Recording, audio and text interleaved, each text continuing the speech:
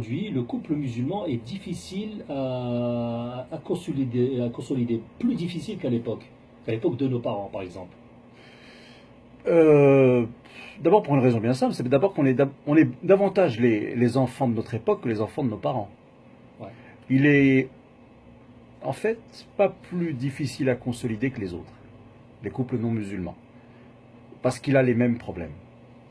Et là où on pourrait croire que les solutions sont différentes, ben finalement elles ne le sont pas. Donc c'est pour ça que nous existons, c'est que nous voulons apporter une autre approche tout de même. Peut-être pas des problèmes, les problèmes sont ce qu'ils sont, Mhm. mais d'autres solutions. Euh, Moi je prétends que, comment dirais-je, malheureusement, on ne se rencontre pas toujours pour les bonnes raisons. Et donc, au bout d'un moment, on le sait, parce que le quotidien, ça ne pardonne pas. Hein, quand on se rencontre pour aller au cinéma, c'est une chose, mais quand on vit ensemble, c'est autre Pour la chose. vaisselle, c'est autre chose. C'est voilà. Par exemple, le partage des tâches ménagères. Ouais. Et surtout, c'est ce que je disais tout à l'heure. Il y a cette idée que une fois dans le couple, je me sens prisonnier. Ouais. Et aujourd'hui, ce n'est plus possible. Aujourd'hui, ce n'est plus possible de se sentir prisonnier très longtemps. Donc il va falloir réinventer Des toujours libertés au sein du couple. les libertés, vous savez, Ou alors scier les barreaux, quoi. mais les barreaux inutiles en tout cas. Ouais. Il va falloir scier les barreaux inutiles. D'accord. Je prétends qu'on s'en est fabriqué beaucoup Mais, et mais, qu'ils ne correspondent pas mais ni à la religion, ouais, ni à notre espace-temps.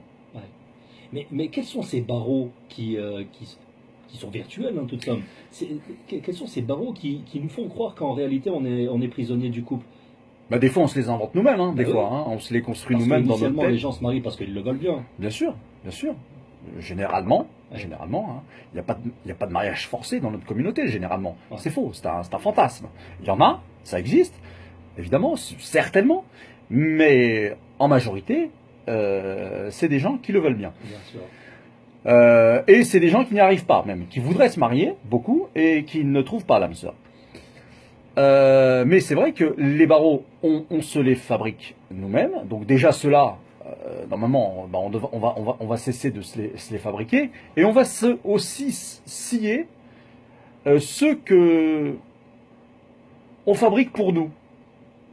Vous savez, des fois, j'invite parfois des couples juste à s'éloigner l'un de l'autre, à se mettre en quarantaine quelque temps. Je me base sur un hadith. Le prophète Mohammed sallallahu alayhi wa sallam, à un moment, voulait divorcer de toutes ses épouses. Elle lui cassait tellement la tête qu'il voulait se séparer de toutes. Et qu'est-ce qu'il a fait? Pendant un mois, en 40 jours, précisément, il a plus voulu en voir une seule et il a dit, en 40 jours, je vous donne ma décision. Est-ce que je reste avec vous ou je vous propose le divorce? Vous voyez? Et je m'arrête là. Juste pour dire que ne plus se voir pendant quelques jours, quelques semaines, un mois, ça peut parfois faire beaucoup de bien. On n'est pas obligé de rester attachés comme ça l'un à l'autre, H24, comme on dit. Vous voyez? Donc des fois, c'est un petit rien comme ça. Donc en fait, vous êtes en train de nous expliquer que parfois il faut aérer un petit peu le couple. Oui, absolument. Absolument. C'est ce qui manque alors.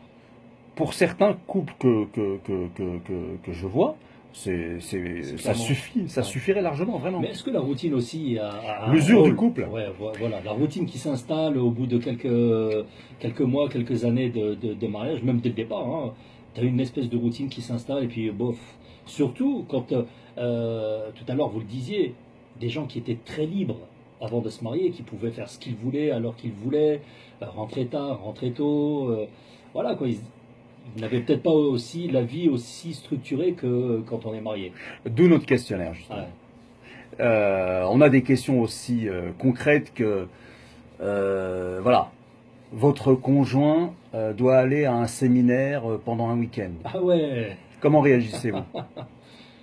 Ouais. Eh, vous pensez même à ça? Bah, bien sûr, ça c'est le Oui, quotidien. ouais, ouais. Parce que si tu as quelqu'un que ça dérange vraiment, voilà, faut pas lui conseiller ce type de profil. Parce que tu vas pas conseiller, par exemple, quelqu'un qui travaille dans le journalisme Ouais. et qui peut être amené à À souvent faire se des déplacements, déplacer, oui, bien sûr. à quelqu'un qui veut, qui aime pas du tout ça. Ouais. Qu'est-ce qu'il y a d'autre comme question Alors, il y en a une que j'aime bien. Votre belle-mère vous critique, vous fait une critique très injustement.